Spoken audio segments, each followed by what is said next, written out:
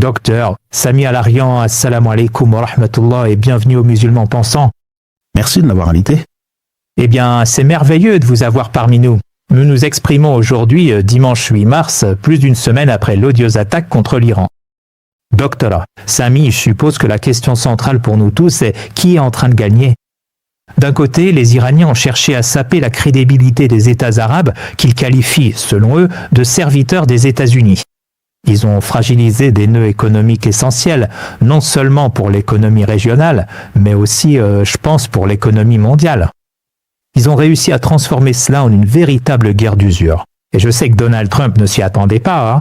Il l'a d'ailleurs reconnu il y a quelques jours. Mais avec la supériorité aérienne, les États-Unis et Israël ont transformé Téhéran en un enfer à la Gaza. On a vu les images hier soir et c'était horrible. Les hauts dirigeants iraniens ont été assassinés. Et il semble que leur flotte navale ait été réduite à néant, voire détruite. Donc je suppose que notre première question, ou ma première question pour vous, docteur Sami, c'est qui est en train de gagner ici ? La question de savoir qui gagne ou qui perd est directement liée aux objectifs politiques de la campagne militaire. Donald Trump, Benjamin Netanyahou, les Israéliens et les Américains ont été assez clairs à ce sujet dès le premier jour, voire même avant. Leur objectif, c'est le changement de régime, l'effondrement du régime, le remplacement du régime et, encore mieux pour les Israéliens, l'éclatement du régime. Que les Israéliens et les Américains soient capables de provoquer un changement de régime en Iran est extrêmement improbable. Je dirais même que c'est inexistant sauf en cas d'attaque nucléaire. Pourquoi ça? Eh bien, pour de nombreuses raisons. Tout d'abord, il n'existe aucun précédent où un régime a été changé sans invasion terrestre. Je crois pas que les Israéliens, ni même les Américains d'ailleurs, soient prêts pour une invasion terrestre. Ils ont dû rassembler plus de 300 000 soldats en 2003 pour provoquer un changement de régime en Irak. Quand ils ont voulu chasser Saddam du Koweït en 1991, ils ont dû rassembler 700 000 hommes. Les Américains n'en ont pas envie, et même s'ils en avaient la capacité, la volonté ou le soutien, ils ne pourraient même pas réunir 100 000 hommes. Donc faire cela, c'est impossible. On parle d'un pays 3 fois plus grand que l'Irak, 1 700 000 de kilomètres carrés. Si vous mettez le Royaume-Uni, la France, l'Allemagne, l'Espagne, le Portugal, la Belgique, l'Italie, toute l'Europe de l'Ouest réunie, ce serait encore plus petit que l'Iran. Penser qu'on va pouvoir envahir un pays de la taille de l'Iran et renverser le régime, c'est une pure illusion. Donc personne n'envisage même cela, encore moins de le promettre. Donc cela n'arrivera pas. Donc provoquer un changement de régime en décapitant la direction est aussi un échec. C'est une nouvelle tactique que les Israéliens essaient de perfectionner, essayant d'en faire une partie intégrante de la guerre, ce qui est totalement illégal, sans précédent. Et si cela se banalise, cela aura un impact extrêmement dévastateur sur les affaires mondiales. On ne peut plus mener de diplomatie, on ne peut plus avoir de droit international, on ne peut plus rien avoir du tout. Et je pense que beaucoup de gens observent de très près comment cela se passe. Maintenant, Netanyahou a réussi à le vendre à Trump, et Trump parce que c'est un idiot. Trump n'est pas vraiment quelqu'un de réfléchi, c'est pas une personne qui réfléchit, il agit juste selon ce qu'il ressent sur le moment. Et Dieu seul sait quel genre de moyen de pression Netanyahou a sur lui. Les gens parlent des dossiers Epstein, peu importe ce que c'est. Donc évidemment, avec 7 voyages à Washington, il a réussi à convaincre Trump que c'était une affaire facile, qu'il pouvait simplement changer le régime. Et bien sûr, c'est quelque chose que Netanyahou espère et réclame depuis plus de 40 ans. Maintenant, c'est son occasion et ils n'y arriveront pas. Donc, pour répondre à la question, est-ce que les États-Unis et Israël peuvent changer le régime? Et je dirais que c'est impossible, et je pense que c'est vraiment, vraiment peu probable. Donc, sur ce point, ils n'y arriveront pas. Vous avez aussi évoqué dans votre question qu'ils sont en train de dévaster l'Iran, qu'ils ont la supériorité aérienne et qu'ils ont anéanti la puissance navale de l'Iran. Or, avoir la supériorité aérienne en soi ne vous apporte rien. Je veux dire, est-ce que le Hamas avait une quelconque force aérienne? Ne parlons même pas d'aviation. Non. Pourtant, ils n'ont même pas pu éradiquer le Hamas. Ils n'ont pas pu vaincre ou totalement anéantir le Hamas, comme ils l'avaient annoncé depuis les airs. Et les talibans alors? Est-ce que les talibans avaient une quelconque puissance aérienne? Non. Et ils avaient la supériorité aérienne totale dès le premier jour. Ils n'ont pas non plus réussi à anéantir ou à éliminer les talibans. Vous savez, les gens ont vu en octobre 2001 quand les talibans étaient en fuite. 20 ans plus tard, avec la fin de l'accord, ce sont les Américains qui étaient en fuite, essayant de partir aussi précipitamment qu'en août 2021. Ainsi, la supériorité aérienne ne garantit rien, pas même la victoire. Le changement de régime à lui seul. Si vous regardez,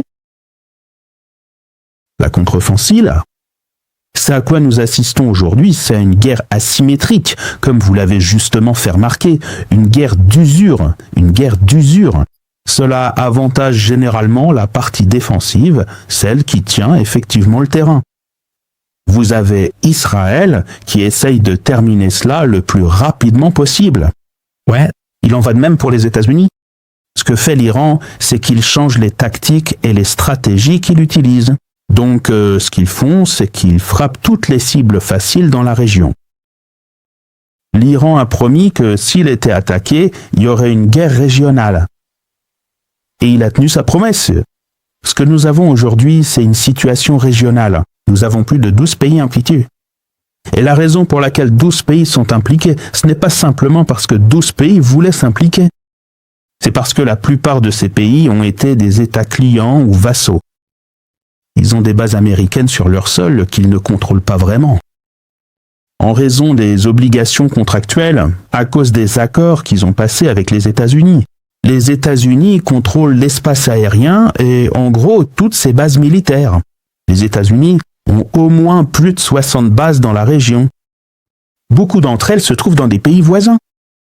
Et il y a aussi cette armada que Trump a rassemblée au large du golfe Persique.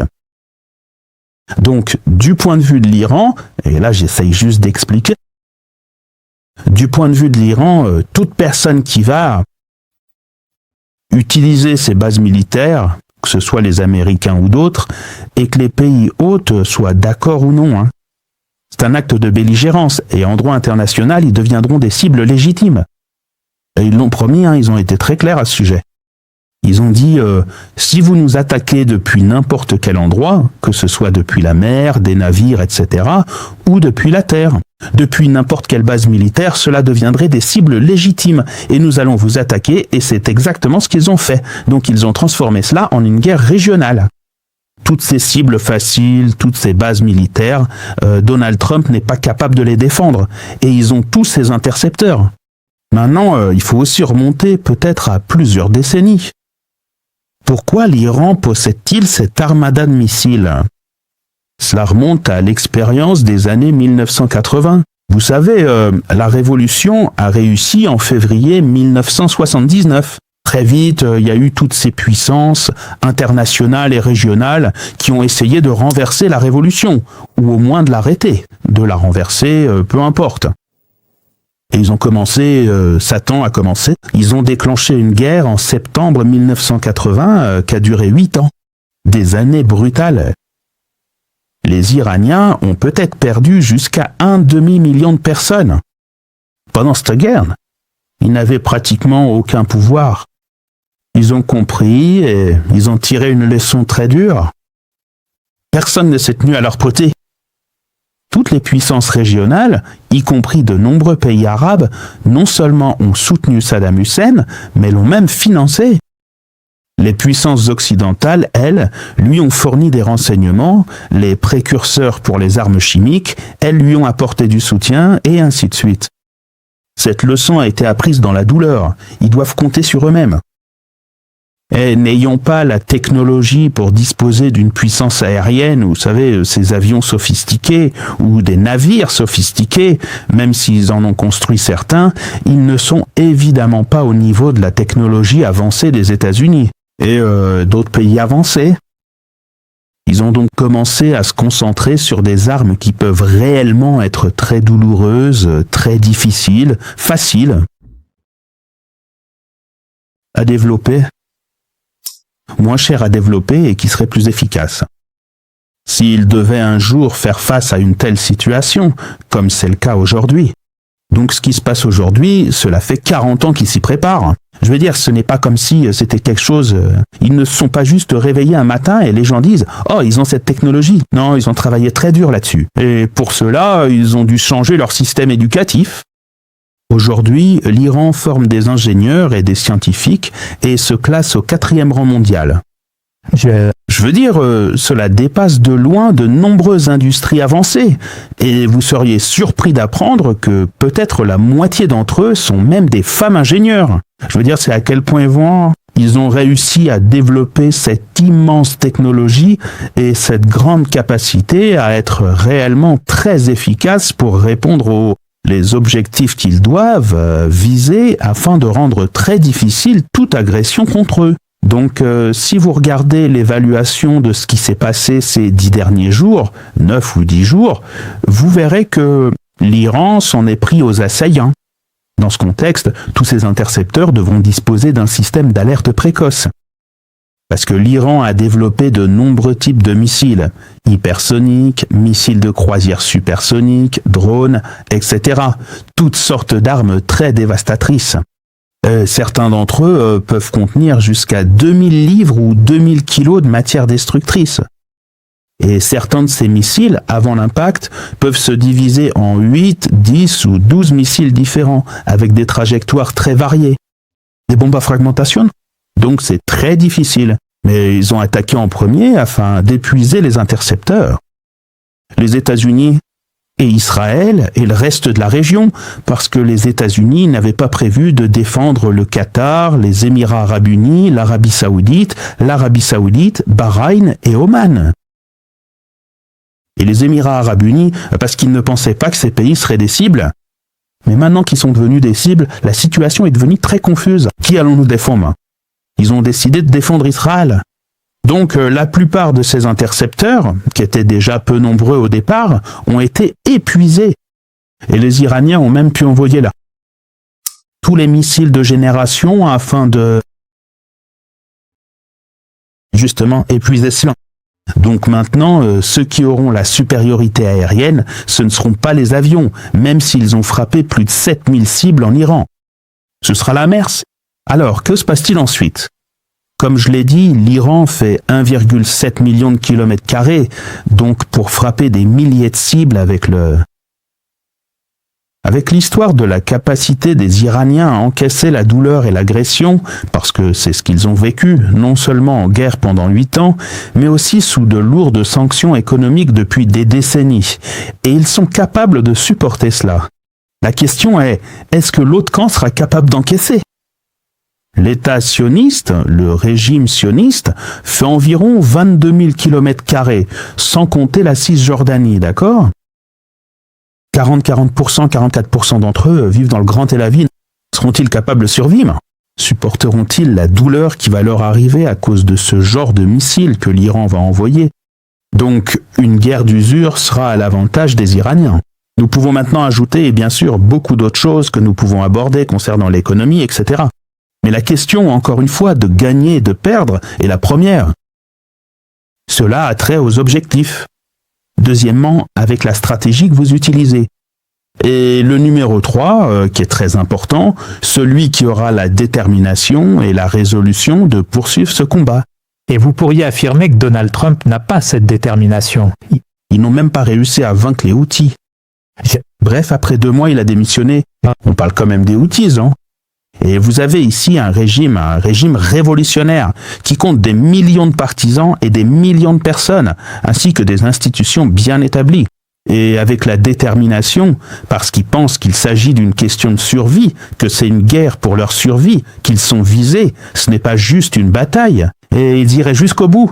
Les États-Unis s'en fichent, s'ils perdent, ce n'est pas grave, ils ont perdu comme au Vietnam. Il ne s'est rien passé. Ils ont perdu en Irak, ils ont perdu en Afghanistan. Ils peuvent perdre ces batailles, mais l'Iran, non. Mais l'Iran ne peut pas perdre. Oui, si l'Iran perd, c'est la fin du régime, c'est peut-être la fin de l'Iran tel que nous le connaissons. Parce que si les Israéliens obtiennent ce qu'ils veulent, ils veulent le diviser en 18 morceaux différents. Au cœur de Gaza, l'espoir renaît. Voici la boulangerie de l'espoir. C'est plus qu'un simple bâtiment. Ce sont des emplois pour des parents qui reconstruisent leur vie. c'est de la stabilité là où on en a le plus besoin. C'est l'odeur du pain frais qui flotte dans l'air. Un parfum de réconfort, de dignité, de lendemain. Chaque jour, plus de 300 familles déplacées recevront du pain frais gratuitement. Nourrissant, fiable, préparé avec soin. Pour des familles qui ont tant perdu, quelque chose d'aussi simple que du pain veut tout dire. Avec seulement 5 $, vous offrez un sac de pain frais. 5 $ nourrissent une famille. 5 $ alimentent l'espoir. Aidez-nous à construire plus qu'une boulangerie. Aidez-nous à bâtir la résilience, le réconfort, l'entraide. Faites un don aujourd'hui. Nourrissez une famille. Transformez votre compassion en espoir. Rendez-vous sur btml.us/thinkingmuslim pour en savoir plus et faire un don. Mais à quel point la stratégie iranienne est-elle cohérente en ce moment? Nous parlons un dimanche et hier, samedi, le président Massoud Pezeshkian a présenté ses excuses aux voisins arabes pour les avoir pris pour cible. Il y avait donc une certaine contrition dans son discours au début de cette journée-là. Mais ensuite, il y a eu ce revirement spectaculaire et le Qatar, Bahreïn, le Koweït et d'autres, les Émirats arabes unis, ont été touchés assez sérieusement. Vers l'après-midi, le soir de ce jour-là. Qu'est-ce que cela nous dit sur la cohérence de la prise de décision iranienne en ce moment? Je trouve que son discours a été mal compris. Voilà. Oui, je veux dire, il ne s'est pas vraiment excusé au sens strict du terme. Je veux dire, c'est comme si tu venais en disant « Oh, je suis désolé que tu l'aies ressenti comme ça. Est-ce que je me suis vraiment excusé auprès de toi? Parce que j'ai juste dit le mot « désolé que tu l'aies ressenti comme ça ». Ce qu'il a réellement dit, c'est que nous n'avions pas l'intention de cibler ou frapper nos voisins. Ce ne sont pas eux que nous avons l'intention de blesser. Mais le soir venu, ils avaient frappé. Stop. Fister. Expliquez. Donc je suis désolé que ça ait dû se passer comme ça, mais ce n'est pas vraiment des excuses. La raison pour laquelle ça s'est passé ainsi, c'est parce que vous avez permis aux agresseurs d'utiliser votre territoire. Vous leur avez permis d'avoir des bases aériennes, vous leur avez permis d'utiliser votre espace aérien. Et pour cela, nous avons dû le faire. Mais vous n'étiez pas la cible. Donc je m'excuse que cela soit arrivé, mais c'est vous que m'y avez forcé. Maintenant, si vous ne les autorisez plus, j'arrêterai complètement. C'était son message. Vous savez, Donald Trump a sauté sur l'occasion et il a dit « Oh, maintenant il s'excuse pour ça ». Il s'excuse, il se rend.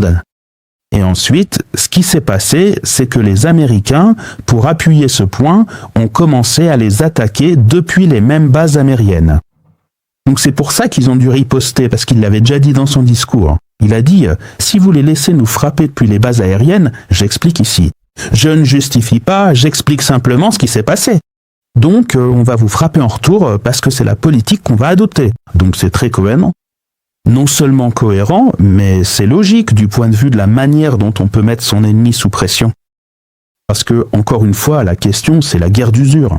La question, c'est qui souffre le plus? La question, c'est qui aura des surprises en termes d'incapacité à se défendre? Et puis, quand on implique plus d'acteurs, l'autre camp devient beaucoup plus faible. Si vous ne vous en prenez qu'à Israël et aux États-Unis, pendant que tout le monde regarde et que personne ressent la douleur, il n'y a aucune pression, il n'y a aucun levier. Ouais. Mais quand tout le monde ressent la douleur, et avec raison, ce n'est pas juste, tu vois, ce n'est pas juste que tu les entraînes parce qu'ils sont là. Ce ne sont pas des spectateurs innocents assis là, à regarder, à s'occuper de leurs affaires. Ce n'est pas ce qui se passe. Ce qui se passe, c'est qu'ils ont permis que leur territoire, leur espace aérien, leur argent soient utilisés pour détruire l'Iran. Ouais. D'après le droit international, ils sont complices, et parce qu'ils sont complices, l'Iran a le droit, qu'ils l'utilisent ou non, que ce soit judicieux ou non de l'utiliser, c'est une autre question. Mais que des gens soutiennent qu'ils n'ont pas le droit de frapper là où ils sont eux-mêmes frappés, ce n'est ni du droit international, ni logique. Et ce n'est pas comme ça qu'on fait la guerre. Donc, si vous avez la plus grande base aérienne et la plus grande base navale de la planète, en dehors des États-Unis, qui sont utilisées depuis le premier jour, non seulement pour tenter de détruire un pays, mais aussi pour décapiter sa direction, ses dirigeants les plus haut placés. Vous pensez que les Iraniens vont simplement détourner le regard? Oh, on va rien faire, on va juste fermer les yeux. Bien sûr que non, ce n'est pas logique. Mais il y a un débat sur le fait que ces bases soient actuellement utilisées ou non. Je peux trouver un radar ou un aspect plus discret qui pourrait être utilisé, mais en réalité, la raison pour laquelle les Américains ont dû déplacer leur flotte dans la région, c'est tout simplement parce que ces États du Golfe étaient très réticents à autoriser l'utilisation active de leurs bases dans cette guerre contre l'Iran. Je veux dire, comment tu comprends ça? Je veux dire, la guerre, les gens ne vont pas faire la différence entre si, tu sais, le centre de commandement et direction du CENTC Home, près de Tampa, en Floride, il est où? Ce n'est pas un fait accompli. Oui, c'est là où il est assis. C'est là où se trouve Brad Sutter. C'est le poste, il a dit. C'est là où il est assis maintenant, que le vol soit réellement parti de là ou non. Je veux dire, ce n'est pas à moi de le déterminer. Moi, Je veux dire, les Iraniens n'arrêtent pas de le dire, et ils te montrent toutes sortes de preuves. Et tu sais, il y a toutes sortes d'avions ou de navires qui viennent de Bahreïn et d'autres endroits. Je ne sais pas, je ne peux pas le déterminer, mais c'est ça la guerre. Si tu l'utilises, que ce soit pour des raisons logistiques ou pour des raisons de combat, ils ne font pas la différence. Hein. Oh, ce n'est qu'un infirmier dans l'armée de l'air. Tu penses qu'il ne sera pas une cible légitime? Ou c'est juste un technicien? Il a juste réparé l'avion de chasse qui va te frapper et te tuer. Ce n'est pas lui qui a appuyé sur la gâchette. Je veux dire, ça ne fera aucune différence pour les Iraniens. Docteur, Samy, c'est un point valable, mais n'y a-t-il pas un problème ou un défi stratégique que Protzeskian avait en quelque sorte compris, du moins dans ce discours initial, à savoir que vous risquez de perdre l'opinion publique arabe? Bien sûr, il y a une opinion publique hostile, ou du moins des États hostiles comme les Émirats arabes unis dans la région, qui agissent de manière très néfaste et qui collaborent avec les Israéliens. Mais il y a aussi des États comme le Qatar, par exemple. Oui, d'accord, ils accueillent cette base militaire et c'est une abomination. Mais en même temps, tu sais, ils ont joué le rôle d'arbitre, de médiateur dans cette crise depuis un certain temps. Et d'après ce que je vois, l'opinion publique et politique qatari se durcit désormais contre les Iraniens. Et peut-être qu'à moyen et long terme, c'est un prix qui ne vaut pas la peine d'être payé. C'est un pari. Je veux dire, c'est évidemment un pari. Ouais. Mais je ne pense pas qu'ils aient constaté l'impact de l'opinion publique sur les politiques publiques. Donc ça n'a pas d'importance. Droite, pour. Voici. C'est une guerre de... Sorry. Droite. Mais il y a un autre aspect à cela. Et le plus important, c'est qu'ils dénoncent aussi ce régime. Vous savez, certains disent que nous ne sommes pas indépendants, nous ne sommes pas souverains. Mais ce qui nous a tous surpris, c'est le nombre de bases qu'il y a au Moyen-Orient. Vous dire c'était une information publique, mais la plupart des gens ne voulaient pas le savoir. Mais aujourd'hui, les gens peuvent dire que toute cette façade, selon laquelle nous serions souverains et réellement indépendants, n'est qu'une illusion. Ce n'est pas du tout le temps. Donc, d'un côté, il y a ce pari, ce problème sérieux, ce problème, vous savez, avec notre opinion publique. Mais en même temps, une grande partie de notre opinion publique dit que c'est Netanyahou qui nous a mis dans cette situation. Ça nous a été imposé. Pourquoi ont-ils attaqué l'Iran? Les gens commencent à se poser des questions. Nous payons le prix parce que Netanyahou et Trump voulaient un changement de régime en Iran, et c'est nous qui en faisons les frais. Et en plus de ça, on nous a dit, si vous payez ces milliards de dollars, ces centaines de milliards de dollars en armement, et des milliers de milliards de dollars d'investissement dans leur économie seront protégés ou non protégés. Et quand il a fallu choisir entre nous et Israël, ils ont choisi Israël, parce que tous ces intercepteurs veulent protéger Israël. Donc tout cela pourrait aussi jouer un rôle. Qui sait comment l'opinion publique sera façonnée à l'avenir? De toute évidence, au terme de cette bataille, celui qui l'emportera façonnera complètement la perception, non seulement dans la région, mais aussi à l'échelle internationale. Mais maintenant, les gens le sont. Oui, les gens sont en colère parce qu'ils sont attaqués. Ils savent qu'ils sont attaqués. Ils n'ont jamais subi d'attaque. Ils n'ont jamais vécu cela pour la première fois. Mais n'oublions pas non plus que ces attaques ne sont pas dirigées contre les personnes. Je n'ai pas encore entendu parler d'une seule victime bahreïnie, koweïtienne, émirati, qatari ou saoudienne. Et toi, Yaba? Il y a eu 2 morts rien qu'aujourd'hui. Il y a eu une personne qui est morte à cause de débris tombés, qui est décédée aux Émirats arabes unis dans sa voiture. Et il y avait un employé d'aéroport, un Pakistanais, qui est mort hier. Je pense que tu as raison à propos des... Parce qu'ils ont leur propre contexte, à cause de ce qui se passe. Maintenant, ils commencent à attaquer. Mais à part ça, les gens avaient peur. Ouais. Des milliers d'Iraniens ont été tués. Sans aucun doute. Je veux dire, c'est clairement asymétrique, il n'y a aucun doute là-dessus. Mais je veux juste, je peux rester sur ce point. Je veux dire, les Émirats, bien sûr, tu sais, c'est difficile pour moi de défendre les Émirats. Tu sais, mais il y a des cibles civiles qui sont cachées dans les hôtels et les aéroports des Émirats et, tu sais, dans les infrastructures. Une usine de dessalement a été touchée à Bahreïn. Bien sûr, ils ont frappé des installations de dessalement en Iran. Je ne défends pas les tactiques. On parle de stratégie. Mais quand il s'agit de tactique, tu sais, si tu demandes aux Iraniens ou à leurs partisans, quelle est la... Je veux dire, ils vont citer l'agna. Si on t'agresse, t'agresses de la même manière qu'on t'a agressé. Et dire, donc, فَمَنْ اعْتَدَى عَلَيْكُمْ فَأْتَدُوا عَلَيْهِ بِمِثْلِ مَا اعْتَدَى عَلَيْكُمْ. S'il vous agresse, s'il cible ceci, vous ciblez cela. Vous avez cette permission. Le faire ou non est une question morale. C'est une question éthique. Mais en ce moment, quand t'es dos au mur, quand t'es mis à l'épreuve de façon extrême, en termes de survie ou non, tu choisiras peut-être des tactiques que tu n'aurais pas choisies autrement. Et je défends pas cela. Je te dis juste, c'est pur. Et faut se demander qui a commencé à attaquer des civils en premier. 165 filles âgées de 7 à 12 ans ont été attaquées le premier jour. Par élément. Qu'ils ont attaqué la direction politique et militaire. Ils sont attaqués au Moz. Et puis, tu regardes la situation avec le plan de réduction de l'eau. Qui a commencé? Ce qui est d'ailleurs un crime de guerre. Ouais, je ne sais pas s'ils l'ont fait, peut-être, je ne sais pas. Mais la question ici, c'est qui a commencé tout ça? Qui essaye de faire monter la tension? Qui essaye de repousser les limites chaque jour? Et les Israéliens essayent de pousser chaque jour. Et il suffit de revenir en arrière. Je veux dire, on a vu 2 ans de génocide. Des dizaines de milliers de Palestiniens tués chaque jour pendant plus de 2 ans. Qu'a fait le monde à Sulem? Rien. Absolument rien. Non. Absolument raison. Je veux juste insister sur ce point. Une dernière question, vraiment. Et d'ailleurs, qu'ont fait les Arabes et les musulmans pour les Palestiniens? C'est vraiment vrai? Je veux dire, ils pleurent, mais la réalité, c'est que c'est une guerre qui a été prolongée. Et c'est une extension de ce qui s'est passé à Gaza. Voilà ce que les gens refusent de... Oui, expliquez-moi ce point, s'il vous plaît. Voyez, ce qui s'est passé à Gaza, évidemment, je ne vais pas revenir sur la question palestinienne. Cela dépasse le cadre de ce podcast. Oui. Mais ce qui s'est passé, c'est que les Palestiniens se sont évadés de prison le 7 octobre parce qu'ils en avaient assez, attendant que ce soit la confiscation et l'annexion de la Cisjordanie, la judaïsation de Jérusalem et de la mosquée Al-Aqsa, les incursions quotidiennes pour prendre le contrôle des lieux saints, ou bien le siège de Gaza.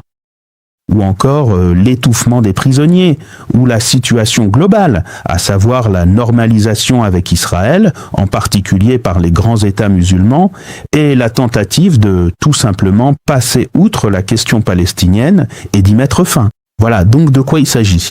Alors, comment Israël a-t-il réagi? Par le génocide, par l'épuration, en profitant de la situation et en essayant de pousser et de s'attaquer à l'un des problèmes auxquels il ne peut pas faire face, à savoir la démographie palestinienne.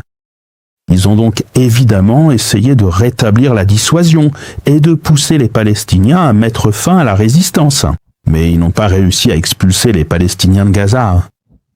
Ils n'ont pas réussi à mettre fin à la résistance, même s'ils ont commis un génocide. Et ils pensaient, après ce qu'ils ont fait au Hezbollah, aux Pages et aux autres, et leur accrochage avec l'Iran en juin et auparavant, ce qu'ils ont fait à Gaza, maintenant ils ont une occasion en or de régler la question palestinienne et d'imposer leur hégémonie sur la région. Alors faisons-le, profitons-en, instaurons notre hégémonie. Ils ont donc commencé à faire des allers-retours, à dicter leurs lois à tout le monde. Et ils ont dit, nous n'allons plus gérer les choses avec de l'intention. Nous allons nous occuper des capacités. Quiconque possède une capacité, même minime, nous allons la détruire. Voilà ce qu'ils font. Ils s'en sont pris à la Syrie, même si elle n'avait presque rien. Et ils ont même occupé des territoires. Et ils se sont attaqués à tous les régimes, et le dernier en date, évidemment, ce qu'ils essayent d'obtenir. Donc Gaza était le point de départ. Ils voulaient régler ça, établir leur hégémonie, instaurer de nouvelles règles d'engagement, asseoir leur pouvoir et leur contrôle sur toute la région et utiliser tous les moyens à leur disposition pour atteindre cet objectif. Et le monde entier, à cause des États-Unis, La complicité, le soutien, le financement et la protection qu'ils leur ont accordés leur permettent de s'en tirer complètement. Et le monde entier est complètement impuissant et essaie de les arrêter. Voilà le contexte. C'est pour ça qu'on dit ce qu'on dit. Donc, ignorer tout cela, c'est ce qu'ils ont fait aux civils. Pas seulement les civils, mais aussi Gaza, la Cisjordanie, le Liban, la Syrie, l'Irak. Je veux dire, combien ont-ils attaqué là? Ils ont même attaqué le Qatar, ils ont attaqué la Tunisie, partout. Je veux dire, ils agissent comme s'ils n'avaient absolument aucun contrôle sur eux. Ils s'en fichent complètement. Et le monde entier doit être asservi par eux. Maintenant, tu sais, les autres ne vont pas accepter ça et ils vont riposter. Récemment, j'ai rencontré un spectateur qui m'a dit quelque chose qui m'a complètement arrêté. Le musulman pensant ne s'est pas contenté de l'informer. Cela a fondamentalement changé sa vision du monde. Et ce n'était pas un cas isolé. Un responsable du convoi mondial Soumoud a expliqué qu'un de nos épisodes l'avait fait passer du simple visionnage passif à une action concrète. Un jeune homme du Soudan a partagé qu'il avait appris l'anglais en écoutant l'émission et qu'il est maintenant inspiré à servir l'umma. Des madrasas ont intégré le podcast dans leur programme universitaire. Dès le premier jour, The Thinking Muslim n'a jamais eu vocation à être juste un podcast de plus. Il a été construit sur une conviction simple. Notre Ummah mérite des médias ancrés dans la foi, la justice et le sérieux intellectuel. Des médias qui renforcent l'iman tout en affrontant le monde avec honnêteté et courage. Nous doublons désormais notre contenu dans plusieurs langues. Nous avons lancé de nouvelles collaborations, dont un programme avec l'imam Tom Fekini et une émission axée sur la jeunesse pour la prochaine génération. Et en emmenant The Thinking Muslim sur la route, j'ai pu constater de mes propres yeux la soif de notre Ummah pour de la substance, de la profondeur et un leadership fondé sur des principes. Ce qui arrive ensuite est encore plus ambitieux. Une émission d'histoire racontée avec du sens pour aujourd'hui.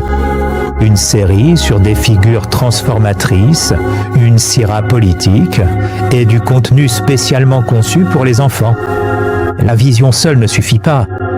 Pour construire des studios, former des présentateurs et créer des médias professionnels capables de rivaliser avec les meilleurs, nous avons besoin d'un soutien durable de la part de ceux qui croient que ce travail est important.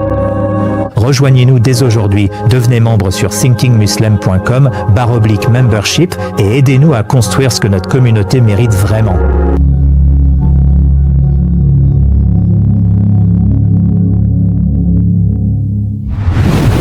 Il semble donc que la stratégie de l'Iran soit de pousser les pays du CCG. Leur calcul est de pousser les pays du CCG à faire pression sur les États-Unis pour mettre fin à cela le plus rapidement possible. Mais pensez-vous qu'il y a un risque de pousser en réalité ces pays à former une alliance contre l'Iran? Eh bien, la prémisse n'est peut-être pas tout à fait correcte. Ce n'est pas forcément qu'ils essayent de pousser les pays du CCG. Je pense que ce qu'ils essayent de faire, c'est de montrer aux États-Unis qu'ils ne pourront pas gagner, qu'ils sont vulnérables. C'est ça. Que toutes leurs bases, tous leurs radars et toutes leurs capacités dans la région sont des cibles légitimes et qu'ils sont sous le contrôle et peut-être la destruction de la puissance iranienne. Et donc, ils doivent abandonner. Maintenant que les pays de la région s'en soucieront ou non. Évidemment, ils payent des milliards de dollars pour cette protection. Mais si, supposons que l'Iran soit capable d'affaiblir, pas de détruire, mais d'affaiblir les États-Unis, de la puissance dans la région, pourquoi les autres pays du CCG s'en soucieraient-ils? Je m'en préoccupe beaucoup. Si les États-Unis ne peuvent pas se défendre eux-mêmes, je veux dire, cela montre simplement que les États-Unis sont incapables de se défendre. Parce qu'ils ne s'en prennent pas à ces régimes en tant que tels. Ils ne sont pas attaqués à la force aérienne des Émirats arabes unis, ni à celle de l'Arabie saoudite, ni au bataillon de Karrar. Ils sont attaqués aux actifs américains, aux intérêts américains. Maintenant, si les intérêts américains sont affaiblis par des missiles iraniens et des attaques iraniennes, alors c'est un message adressé aux États-Unis. Donc, c'est bien ça, hein? Le principal objectif de l'Iran est de montrer aux États-Unis qu'ils ne peuvent même pas, non seulement ils ne peuvent même pas se défendre eux-mêmes, ni défendre leurs alliés d'ailleurs. Et si c'est le cas, comment pourraient-ils vaincre l'Iran? Vous savez, il y a aussi quelque chose de très important. Donc, vous êtes attaqué par les États-Unis. Ils viennent de très loin, parfois de Diego Garcia, parfois des États-Unis. Vous savez, on parle des B-52, on parle de bombardiers qui viennent du Dakota du Nord, ils viennent des États-Unis, ils font tout ce trajet, vous frappent et repartent. Ce sont des avions énormes. Des avions. Et puis il y a aussi d'autres bases aériennes, probablement dans différents pays de l'OTAN, Dieu sait où, en plus de celles de la région. Alors l'Iran, qu'est-ce que je suis censé frapper? Comment suis-je censé me défendre? Je vais me défendre contre ce qui est proche de moi. Ce sont des bases américaines. Ce ne sont pas des bases arabes. Ce sont des bases américaines. Donc, quand tu penses que celle qui est en Jordanie, à Amman, que les Jordaniens n'ont aucune influence ou aucun contrôle là-dessus, bien sûr, c'est une base américaine. Il n'y a aucun doute. Tu penses que ces bases en Syrie sont contrôlées par le gouvernement syrien ou que le gouvernement syrien a son mot à dire là-dessus? Bien sûr que non. Tu crois que ces bases en Irak, les bases américaines en Irak, que les Irakiens peuvent vraiment dicter leur conduite aux Américains? Ils n'arrivent même pas à récupérer leur propre argent.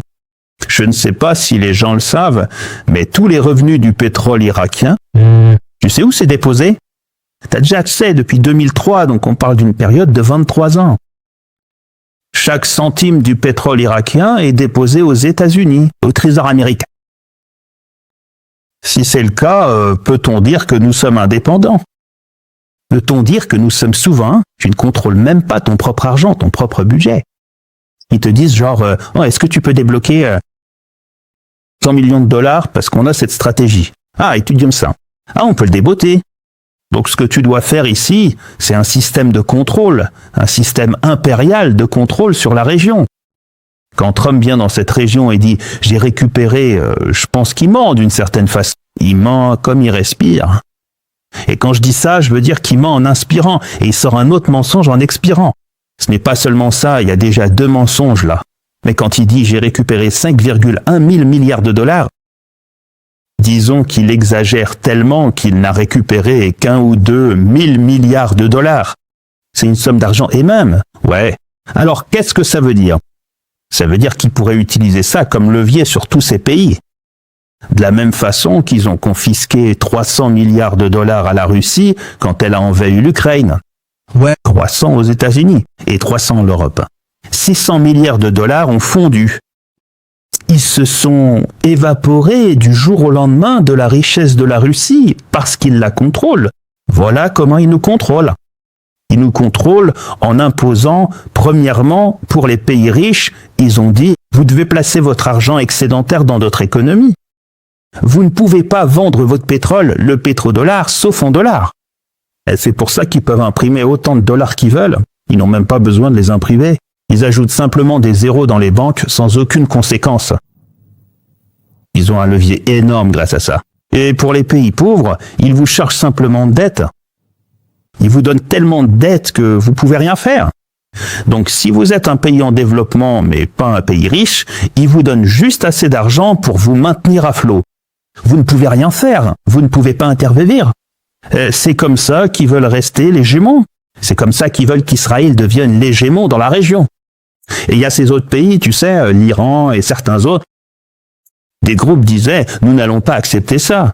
Nous allons former un axe de résistance, c'est-à-dire que nous allons résister au contrôle d'Israël, de l'Amérique et de leurs alliés.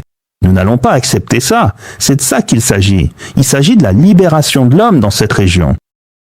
Ceux qui veulent mener cette vie confortable, tu vois, et qui veulent faire partie de l'axe sioniste. Alors ils doivent applaudir ce que font l'Amérique et Israël.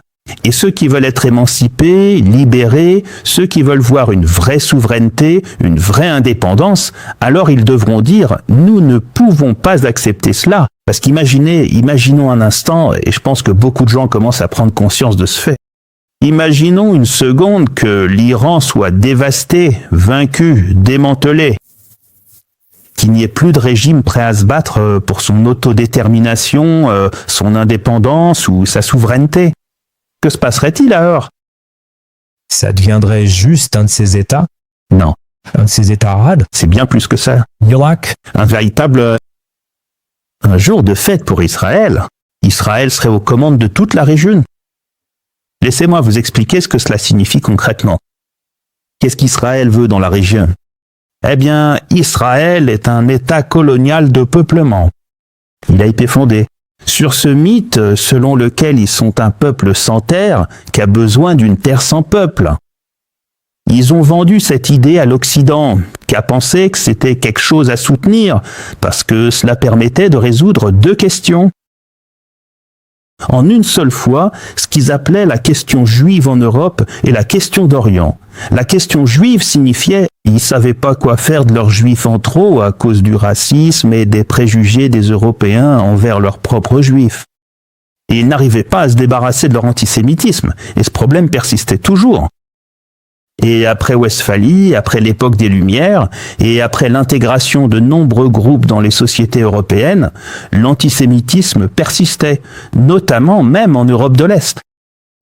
Et il y a la question d'Orient, cette région, même lorsqu'il la contrôle, finira toujours par se soulever à nouveau, se pourra toujours revenir, et c'est ce qu'ils ont fait à travers les croisés et d'autres. Et donc, nous devons faire de même. Alors, leur solution a été d'implanter, ils décident d'adhérer à l'idée sioniste et de les implanter au milieu, au cœur du monde musulman, pour s'assurer que ce monde musulman soit toujours divisé, épuisé, fragmenté, incapable de recoller les morceaux qui nous ont imposés. En particulier dans le monde arabe. Ce système d'État-nation qu'ils avaient développé après l'Australie, et ils ont soutenu ce projet au point de vouloir s'assurer qu'il survive. Maintenant, pour que ce projet survive, cela signifie, voyons ce que cela implique, car il y a 7,2 millions de juifs sionistes en Palestine, au milieu d'une région de 600 millions d'habitants. Si vous additionnez les Arabes, les Turcs, les Perses et les Kurdes, cela fait environ 600 millions de personnes. Ils ne peuvent en réalité pas survivre, sauf s'ils parviennent à diviser tout cela en morceaux, et ils s'opposeront à toute tentative d'unification d'entre eux. Toute tentative d'unité, de développement scientifique, de modèle civilisationnel, de véritable représentation démocratique qui reflète les aspirations et les espoirs des peuples d'être unis ou d'établir leur propre civilisation et leur propre modèle, ou même la prospérité économique en dehors du modèle occidental. Ce ne sera pas permis. Israël est donc là comme force d'exécution pour s'assurer que cette région restera toujours fragmentée, faible, divisée, incapable de réaliser tout ça. Regardez donc tous les problèmes actuels. Regardez le Soudan, par exemple. Alors, a obtenu son indépendance du Royaume-Uni le 1er janvier 1956. En moins d'un an, il y avait une unité au Mossad, une autre au ministère des Affaires étrangères, qui travaillait à diviser le Soudan en nord et sud. Ils ont travaillé de 1957 jusqu'en 2010. C'est à ce moment-là que le président du Soudan du Sud, Salva Kiir, lorsqu'il est allé rendre visite à Israël, sur le tarmac avec Netanyahou, il a dit « S'il y a une personne à qui nous devons être reconnaissants, à qui nous devons exprimer notre gratitude, c'est bien lui, car il a travaillé sans relâche, pour nous mener à l'indépendance. C'est cette personne, il se tirait les cheveux. Il était le chef de station du Mossad à Juba pendant de nombreuses années.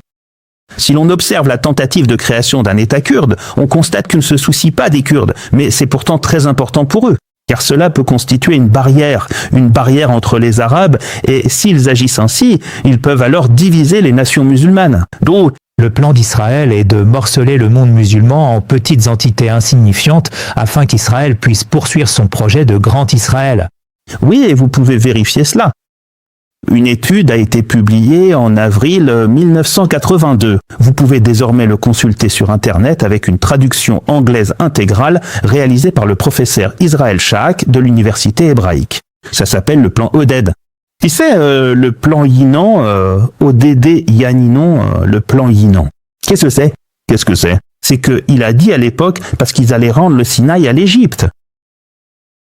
Il y a une raison pour laquelle ils ont fait ça. On peut en discuter si tu veux. Mais il dit en gros que la seule façon pour Israël de survivre, c'est de fragmenter cette région en différentes communautés ethniques et religieuses. C'est pourquoi Israël est très, très préoccupé et pousse pour un État druze en Syrie. En fait, ils veulent diviser la Syrie en 4 parties. Un État druze, un État sunnite, un État alaouite et un État kurde. Ils font tout pour y arriver. Voilà tout l'enjeu. En 1983, ils ont essayé de faire du Liban un État maronite pour pouvoir signer avec eux. Et bien sûr, cela a échoué. Donc, le but d'Israël est de morceler toute la région en morceaux pour qu'il soit le plus fort. Israël sera le plus fort et tous auraient besoin de sa protection, en particulier les minorités. C'est très important dans la réflexion stratégique israélienne. Donc, si vous regardez tous les différents problèmes liés à la fragmentation de la région, on trouve la main des sionistes partout. Que ce soit en Libye, à l'est et à l'ouest, que ce soit au Soudan, non seulement au sud et au nord, mais maintenant à l'ouest avec le Darfour, que vous regardiez au Yémen, vous savez, leur alliance évidemment avec certains régimes arabes et leur tentative de fragmenter différentes régions en Syrie et au Liban. Le Liban et l'Irak, comment ils ont influencé la guerre en Irak et tout l'enjeu à l'époque, c'était important. Mais c'était toujours la Turquie qui empêchait la création ou l'émergence d'un État kurde, car c'est une menace existentielle pour la Turquie. Donc la Turquie a toujours eu un droit de veto là-dessus, mais leur plan initial pour l'Irak était un État chiite, un État sunnite, un État kurde. Et bien sûr, aujourd'hui, c'est de facto le cas. C'est pas le cas. De jure, non, mais il est très difficile d'en faire 3 véritables États. Mais en réalité, quand on regarde, c'est ce qu'on a fini par obtenir. Maintenant, on trouve des mentionnistes partout. Si tu regardes en fait au Baloutchistan, le problème du Baloutchistan au Pakistan, tu trouveras aussi des mentionnistes. Donc c'est tout l'enjeu, ils ne le permettront pas. Cette région peut réellement progresser de manière significative. Regardez ce qu'ils disent. Iran, vous ne pouvez pas avoir d'enrichissement. Iran, vous ne pouvez pas avoir de technologie balistique. Turquie, vous la rendez trop puissante. Ceci et cela. Parce qu'ils ont peur, 7 millions de personnes, si l'une de ces puissances, parce qu'elles sont des voleurs, ils ont volé la terre. Et un voleur regarde toujours derrière lui. Ils se disent, d'accord, si tu deviens assez puissant, tu viendras après nous. Nous n'allons pas te le permettre. Le monde musulman va-t-il accepter cela? Avec 600 millions de personnes, ils se laissent contrôler. Voilà ce qui est en eux. C'est pour ça qu'ils s'en prennent à l'Iran, mais ils ne se s'arrêteront pas à l'Iran. S'ils en finissent avec l'Iran aujourd'hui, demain ce sera la Turquie, et ensuite ils s'attaqueront à d'autres endroits aussi, pour s'assurer que cela se produise. Maintenant, ils parlent même ouvertement d'une terre depuis la nuit de l'Euphrate. Les gens disaient, ouais, c'est une théorie du pot cul. De quoi parles-tu? Bon, très bien. Mais aujourd'hui, ils en parlent même ouvertement. Ouais, tu sais. Donc voilà, c'est la situation, c'est le danger. Alors, tu y crois? Ah, quand on parle de la stratégie de l'Iran, c'est de riposter. L'un de ses outils les plus efficaces, c'est la façon dont il a perturbé l'économie mondiale. Je veux dire, je crois qu'aujourd'hui, le pétrole brut est monté à 90 $ le baril. C'est un niveau jamais vu. Le GNL a été perturbé depuis le Qatar, et le GNL, bien sûr, fournit peut-être 40% de l'approvisionnement en gaz du Royaume-Uni. Tu vois? Donc, ça crée un vrai chaos sur les marchés de l'énergie partout dans le monde. Le détroit d'Ormuz est en fait quasiment fermé, même si les Iraniens ne l'ont pas physiquement fermé. Mais en réalité, l'assurance internationale, l'assurance maritime, est devenue quasiment impossible à cause du conflit. Du coup, les navires n'osent plus s'aventurer dans cette zone, donc dans ces eaux-là. Donc, il me semble qu'il y a une énorme perturbation de l'économie mondiale. Et ça, c'est une réaction que les Américains n'avaient tout simplement pas anticipée. J'ai raison de dire ça? D'abord, ils laissent passer les pétroliers chinois et russes. Mais... Notorique personne Bolt. Donc, c'est évidemment une tactique qui profite à leurs partenaires ou à leurs partenaires alliés. Mais bien sûr, c'est une stratégie, parce qu'en gros, ce que l'Iran dit, c'est « vous n'allez pas nous isoler et nous anéantir pendant qu'on regarde. Nous allons utiliser tous les moyens à notre disposition pour que tout le monde ressente la douleur. » Cette guerre n'aurait jamais dû être menée. Et la seule façon d'y mettre fin, c'est que tout le monde ressente la douleur et s'en prenne aux agresseurs. Et qu'ils mettent fin à cette agression. C'est basique. Parce que le problème ici, c'est qu'il n'y a pas vraiment de stratégie pour mettre fin à cette guerre. Parce que les États-Unis sont une superpuissance qui n'accepte pas facilement la défaite. Donc cette défaite devra venir par la pression. Parce que les vaincre militairement, c'est relatif. Parce qu'à la fin, ils peuvent intensifier, ils peuvent continuer indéfiniment. Et il faut monter tous les échelons de l'escalade. Ouais. Et ils peuvent continuer à t'attaquer avec toutes ces munitions, avec toute cette force destructrice. Ouais. Et ils s'en fichent. Ils s'en fichent, ils ont tué 3 millions de personnes au Vietnam. S'en soucierait-il pour un demi-million en Iran? Non, peu leur importe. Enfin, ils avaient probablement déjà perdu en Afghanistan en 2011. Ouais, ils ont continué encore 10 ans. 20 ans. Bien. Donc, il faut augmenter le coût. Et par une guerre d'usure, mais aussi en répartissant cette souffrance sur tout le monde. Comme ça, tout le monde se mettra à crier. Tout le monde va hurler à plein poumon, arrêtez cette guerre. Parce que si on compte seulement sur le peuple américain pour tenir le coup, Trump serait destitué. Ça marchera pas. Je veux dire, beaucoup de gens vont condamner la guerre et manifester, mais ça ne va pas l'arrêter. On a déjà vu ce film. Ça ne marche pas. Mais si tout le monde ressent cette douleur, c'est sûr que les choses seraient différentes. Maintenant, quand on regarde l'économie mondiale, les Américains ne vont pas bouger parce que quelques centaines de personnes sont mortes ou pour des raisons morales. L'autorité ou la culpabilité, ça ne les touchera pas, mais ils vont réagir quand ils devront payer 5, 6 ou 7 dollars le gallon d'essence parce qu'ils ne pourront pas se le permettre. Ils vont se demander pourquoi est-ce que je paye 5 ou 6 dollars? Je veux dire, hier je payais 3 dollars. Maintenant j'en paie 7. Pourquoi? À cause de Netanyahou. Qu'est-ce qui se passe ici, c'est Trump?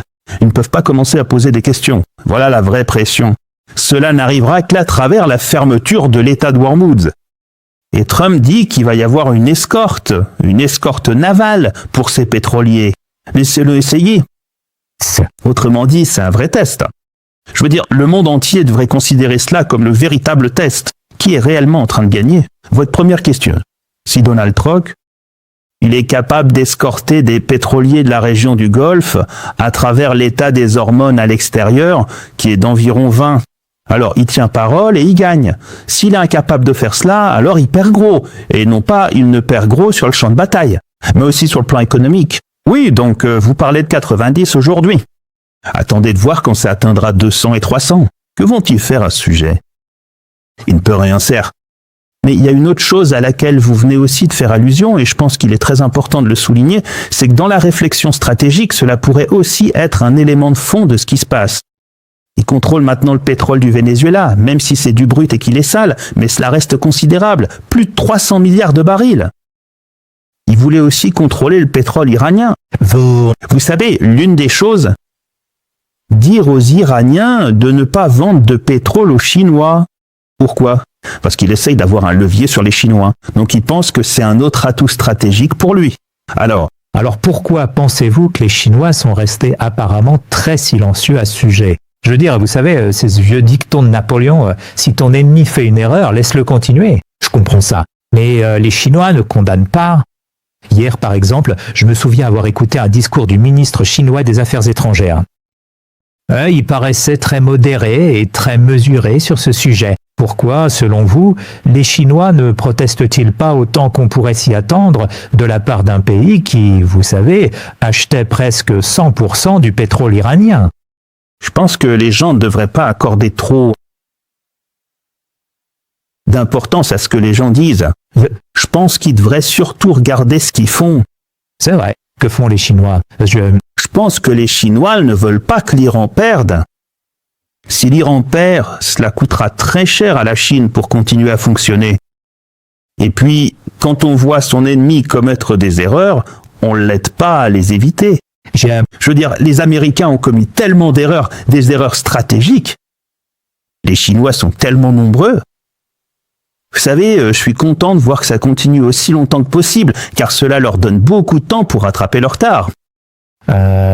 En devenant leur propre doctrine Monroe en Asie de l'Est. Enfin bref, je pense que les Iraniens sont aidés par les Chinois. Il y a certainement une alliance tacite là-bas, non seulement en termes de fourniture d'armes, mais aussi en matière de renseignement et d'information. On en entend parler, mais personne connaît vraiment toute l'histoire. C'est très difficile. Ce sont probablement des secrets d'État. Et c'est pareil avec la Russie. Je pense que cela va de soi. C'est dans l'intérêt de la sécurité nationale de la Chine et de la Russie que l'Iran reste fort et fasse partie de leur alliance. Et si l'Iran tombe, et si l'Iran perd, ils seront parmi les plus grands perdants de la région, car non seulement l'Iran, mais aussi la Chine y perdra. Une source de pétrole très importante, qui est très bon marché, très abordable, et qui est payée en marchandises plutôt qu'en argent. Mais elle aura probablement aussi un accès nul à cela, ou bien elle sera contrainte de payer le prix fort pour en obtenir une partie. Je pense pas que la Chine ait envie de ça. Donc le fait que la Chine ne fasse pas beaucoup de bruit, c'est dans la nature de leur diplomatie. En général, non, ils ne font pas. D'habitude, ils ne font aucun bruit sur quoi que ce soit, mais il faut regarder leurs actions, et en parlant avec des Iraniens, vous savez, ils vous diront qu'ils sont satisfaits de leur relation, même s'ils sont parfois frustrés par certains aspects de cette relation, mais dans l'ensemble, ils sont satisfaits. Et vous pensez pas que les Iraniens cherchent une porte de sortie? Parce qu'il y a des spéculations dans les commentaires politiques, dans les milieux politiques et chez les analystes, selon lesquels les deux camps, Trump est impatient. Et les Iraniens n'ont jamais vraiment affronté les Américains de cette manière, directement. Donc, les deux camps chercheraient une porte de sortie. Et il y a des discussions à Genève, les Arméniens essayent d'amener les deux parties à se rencontrer. Pensez-vous que les Iraniens vont chercher une porte de sortie ou doit-on se fier aux déclarations publiques des responsables iraniens qui disent « Allez-y, vous savez, s'il y a une invasion terrestre, on vous attend ». Comment comprendre l'état d'esprit des Iraniens à ce stade ? Ah bien, je peux vous dire qu'à l'heure actuelle, il n'y a absolument aucun intérêt du côté iranien pour parvenir à un quelconque règlement négocié. Cela ne veut pas dire qu'il n'y a pas des éléments au sein du régime qui aimeraient voir cette situation s'arrêter. Maintenant, pour comprendre cela, il faut saisir les dynamiques internes du régime. Dans le régime, et je déteste utiliser ce mot, mais dans le corps politique de l'Iran. L'Iran est un pays c'est un autre problème que les Américains, je ne parle pas des Américains en général, mais de la direction qui dirige l'Amérique aujourd'hui. Ils ont complètement mal interprété l'Iran. Ils ne comprennent absolument pas l'Iran. Il ne me semble pas qu'il n'y ait pas certains éléments au sein du Pentagone, de la CIA, du monde universitaire. Peut-être même des diplomates de carrière qui comprennent parfaitement l'Iran et qui savent ou qui aimeraient ne pas savoir. Mais en dehors de cette fanfare, l'influence externe existe, oui, mais ceux en place n'y comprennent en un, c'est du tout. Donc il est très important que l'on pose le décor pour comprendre comment la prise de décision se fait en Iran.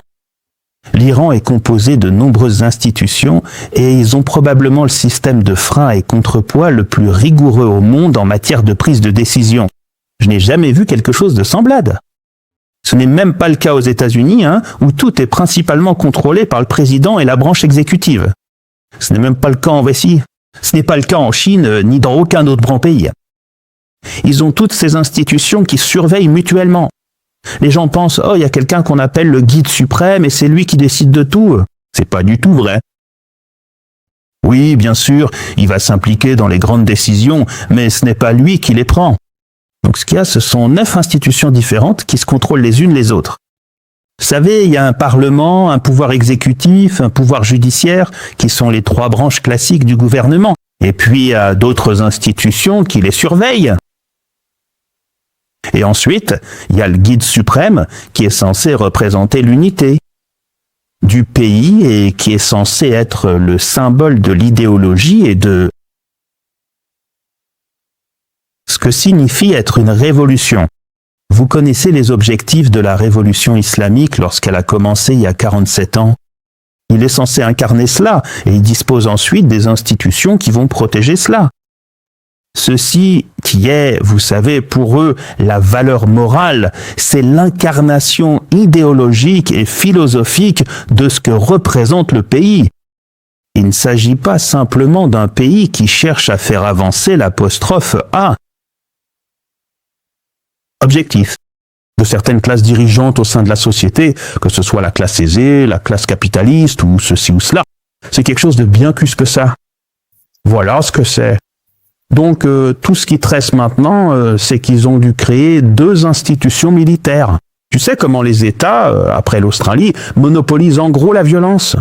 Donc, en gros, quand tu as un pays et que tu as une armée, cette armée, au final, va imposer sa volonté. Si elle devient incontrôlable, elle peut emmener le pays dans n'importe quelle direction.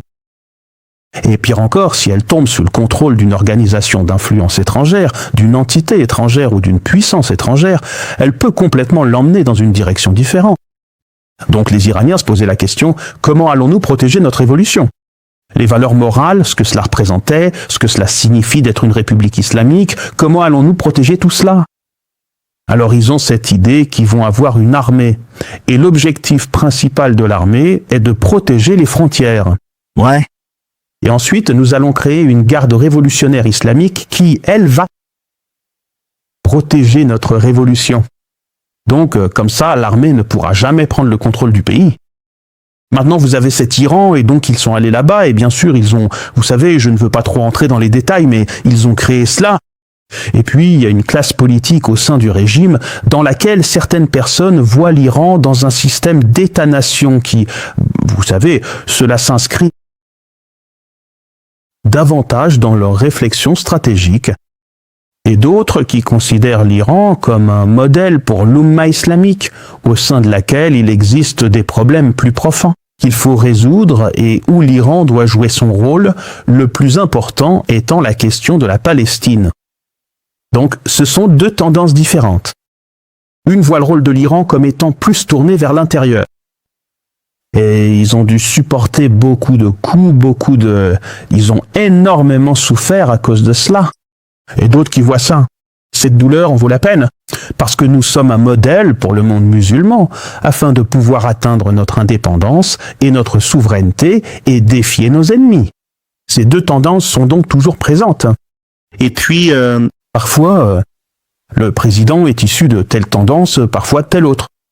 Cette compétition entre les deux est donc ce qui sème parfois la confusion quant à la politique iranienne.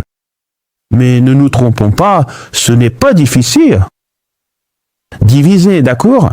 Évidemment, ceux qui se disent réformateurs, ou qui sont plus repliés sur eux-mêmes, ou plus soucieux de ce qui constitue notre nation, vous savez, l'intérêt de la nation iranienne, ne veulent pas dire qu'ils vont abandonner la Palestine, mais ils en ont moins. L'accent est mis là-dessus. Les gens qui sont soutenus par les gardiens de la révolution islamique sont davantage tournés vers le concept d'Oumma, n'est-ce pas ? L'Iran ne représente donc pas une tendance unique. Il y a plusieurs tendances. Donc quand on dit l'Iran, il faut savoir de quoi on parle. Maintenant, celui qui viendra et occupera le siège demain donnera la tendance, mettra plus l'accent sur certains points. L'actuel président de l'Iran, Massoud Peshkin, est plutôt enclin à soutenir les réformateurs. Des gens comme Ali Larjani, lui, il est probablement de l'autre côté. Donc vous avez tout cela. Ils prennent donc tous des décisions, et ces décisions finiront par faire partie intégrante du processus décisionnel. Je voudrais juste dire un mot ici à propos d'un livre paru, je crois, en 2022. Un livre très intéressant, écrit par l'un des penseurs politiques probablement les plus importants de notre époque. Son nom est, il est très célèbre maintenant, John Mearsheimer. Oui. Et le titre du livre est « Comment pensent les États ?» Comment pensent les États ? Je crois qu'il y a un sous-titre, quelque chose comme « La rationalité dans la prise de décision en politique étrangère ». Et il avance cette théorie que je trouve très pertinente, et il dit « Qu'est-ce que la rationalité ?» Et la prise de décision en politique étrangère.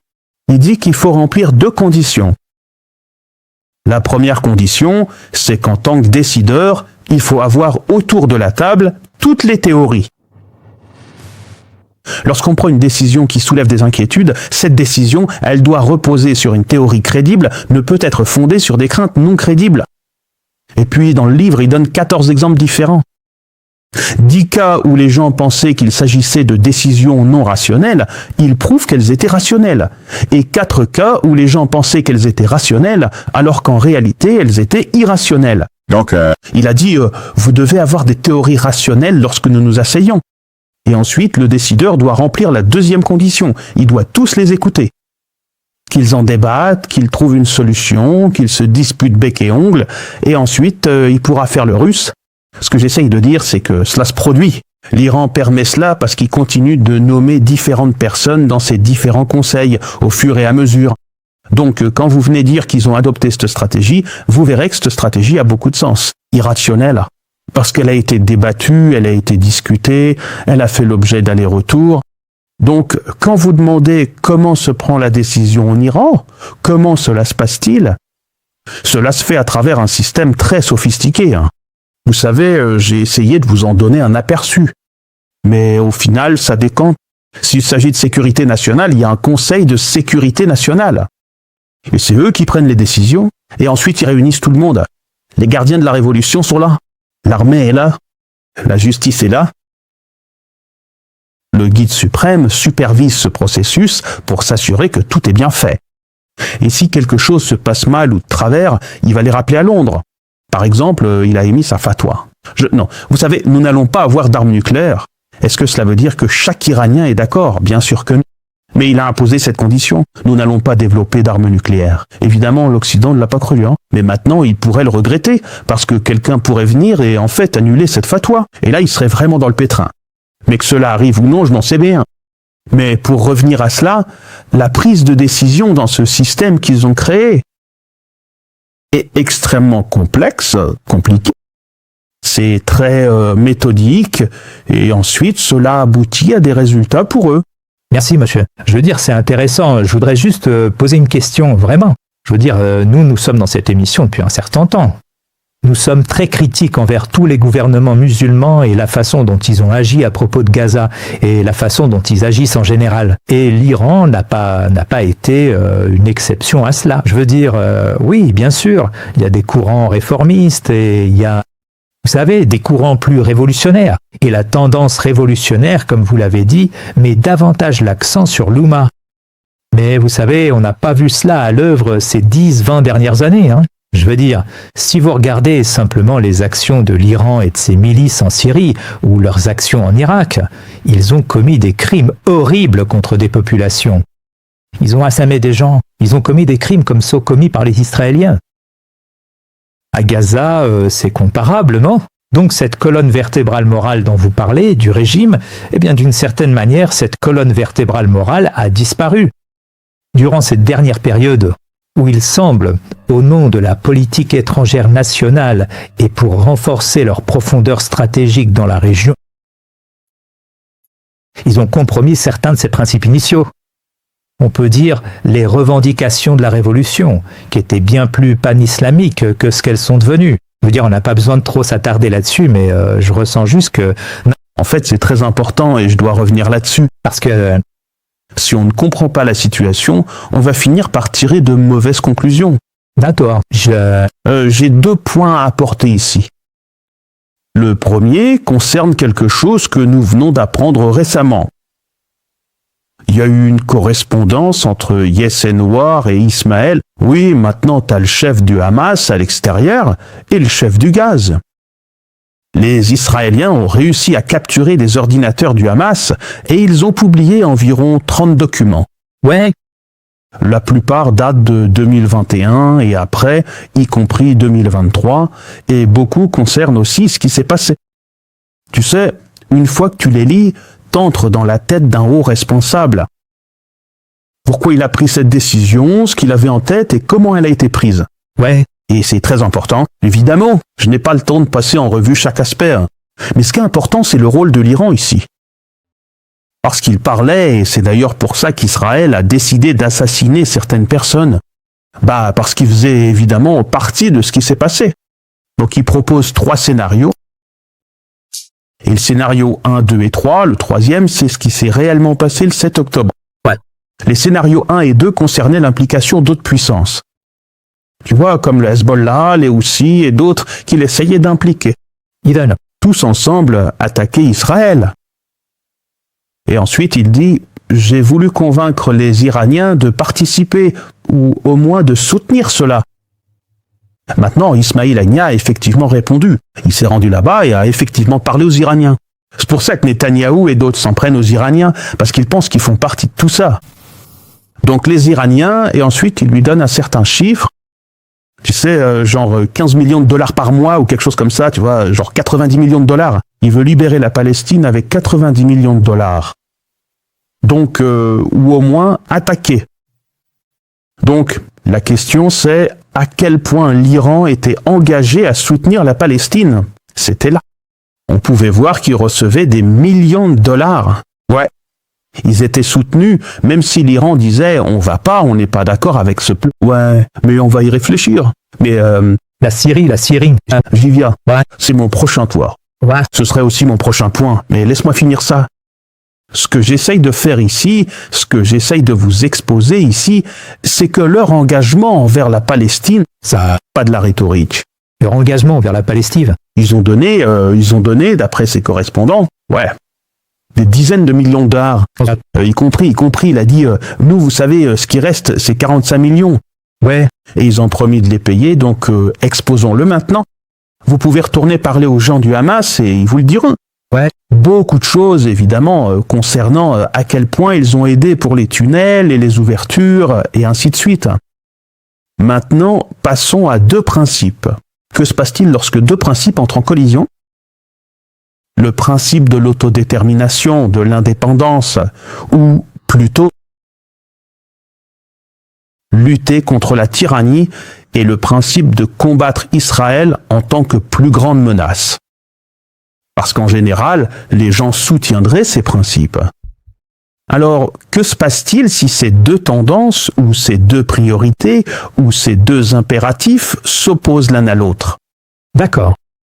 Quelle position prendriez-vous ? Je ne défends rien là. J'expose simplement une explication et une analyse.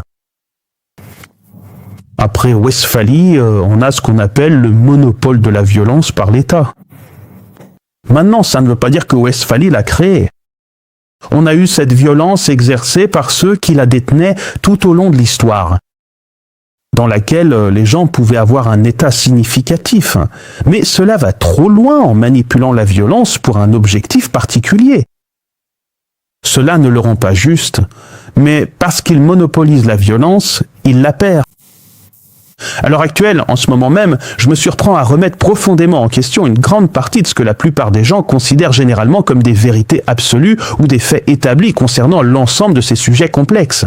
N'est-ce pas ? Parce que j'ai passé énormément de temps et d'énergie à mener des enquêtes approfondies dans le cadre de mes recherches personnelles et professionnelles. Donc les Iraniens n'ont pas commis de crimes de guerre en Syrie. Allez, tu ne peux pas me croire. C'est pas ce que j'ai dit. Je dis que je remets en question. Mais tu peux le remettre en question. Mais quelle est ta réponse ? J'essaye de la donner. Ouais. Laisse-moi du temps. Ouais. D'accord. Il s'est passé beaucoup de choses là-bas. La question, c'est qui l'a fait ? Qui était derrière tout ça ? Ouais. Et qu'est-ce qui s'est passé ? Ce n'est pas que ça n'a pas eu lieu ou que ça a eu lieu. Il y a certaines choses qui ne se sont pas produites, mais il y a aussi certaines choses dont il faut vraiment savoir qui était derrière. Donc quand quelqu'un affirme que les Iraniens ont tué 1,5 million de Syriens, c'est une blague. Les Iraniens n'ont pas tué 1,5 million de Syriens. Mais des centaines de millions ont été tués. Écoute-moi. Je veux dire, je n'ai même pas encore exposé la théorie. Ouais. Donc la théorie ici, c'est que en tant qu'Iranien, tu as construit ou t'essaies de construire une architecture pour affronter Israël. Où a eu lieu la confrontation ? Israël, Syrie. laissez-moi terminer. Ouais. Pour affronter Israël, il fallait construire le Liban. Le Liban est un élément très important de votre stratégie. Ouais. Vous ne pouvez pas faire cela sans un régime de Bachar. C'est impossible. C'est tout à fait possible. Ouais.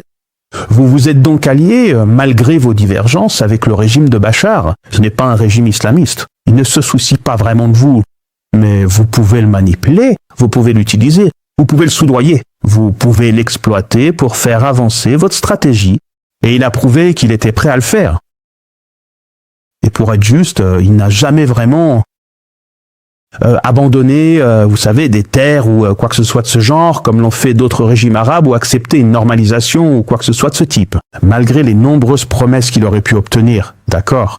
Donc il y a un historique. Oui. Cet historique remonte à des décennies et vous avez pu établir une relation qui vous permet d'avancer. Voilà. Et soudain arrive le printemps arabe. Maintenant, tout le peuple descend dans la rue et il aspire à quelque chose. Et bien sûr, Bachar, personne ne va défendre le régime de Bachar, qui est brutal, tyrannique, Autoritaire. et utilise toutes ces tactiques. Personne ne va défendre ça. Mais tu l'utilises parce qu'en gros, ta priorité est de faire face au pouvoir sioniste et à la présence sioniste dans la région et de construire autant de résistance que possible contre ce pouvoir sioniste. Et ça fonctionne, ça ne fait pas que fonctionner. Vous avez libéré le Liban, le Sud-Liban, et à un moment donné, vous aviez une sorte de parité. En d'autres termes, vous avez dissuadé Israël pendant de nombreuses années, jusqu'à la bataille récente, évidemment. Donc vous aviez cela, et maintenant vous avez deux principes qui s'affrontent. Ouais, Je veux préserver cette architecture, et en même temps, je veux soutenir les gens sans compromettre cela. Voici ce qui s'est passé, et personne ne peut le contester. Oui, les Syriens, comme tous les autres peuples arabes, ont le droit à l'autodétermination. ouais, Ont le droit d'être indépendants. Ont le droit d'être libérés de leur tyrannie. Dictateurs, ils ont le droit de le faire, et personne ne va le nier. T'es un décideur là-bas en ce moment. Alors que tu prends ces décisions, tu observes. Le problème avec la révolution syrienne, c'est que très rapidement, elle a été manipulée par les forces qui soutiennent le statu quo actuel et qui soutiennent l'Occident et Israël. les Iraniens auraient pu intervenir. Soutenir, tu sais, Objection. je discute pas. Je ne fais que décrire.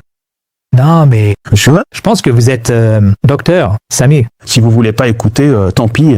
Oui. Passons à un autre sujet. Non, je dis simplement que je comprends votre point de vue, mais je dis que les Iraniens ont pris la mauvaise décision sur le plan moral. Ils ont soutenu un dictateur brutal. Ils auraient pu, mais ce n'est pas le point que j'essaye de soulever. Est-ce que avaient des décisions à prendre sur le moment? Ouais, Ces décisions, l'une t'aurait mené dans une direction, l'autre dans une autre.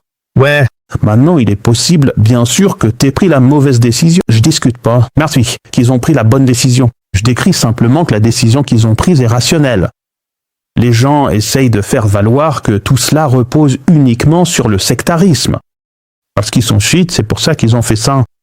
Parce qu'ils sont sectaires, c'est pour ça qu'ils ont fait ça.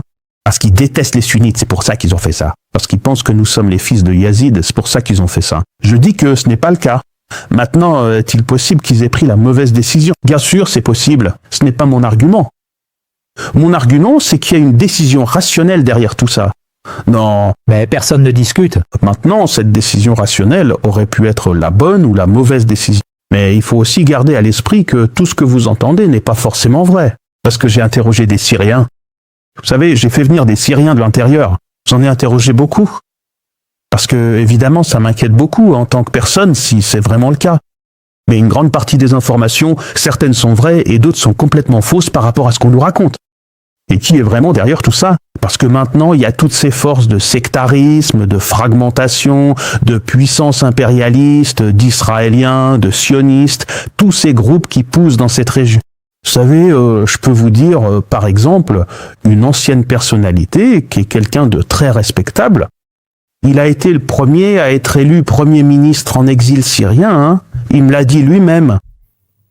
Il a été élu par l'opposition pour diriger le gouvernement syrien.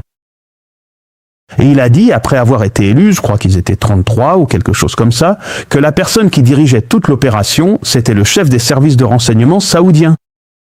Il ne m'aimait pas parce qu'il ne pouvait pas me contrôler. C'est ce qu'il m'a dit. Alors il est allé là-bas et a soudoyé chaque personne pour qu'il puisse organiser un nouveau vote. Donc ils ont revoté et choisi quelqu'un qui serait sous leur contrôle. De certains de ces régimes, de certaines de ces forces, et il a été évincé.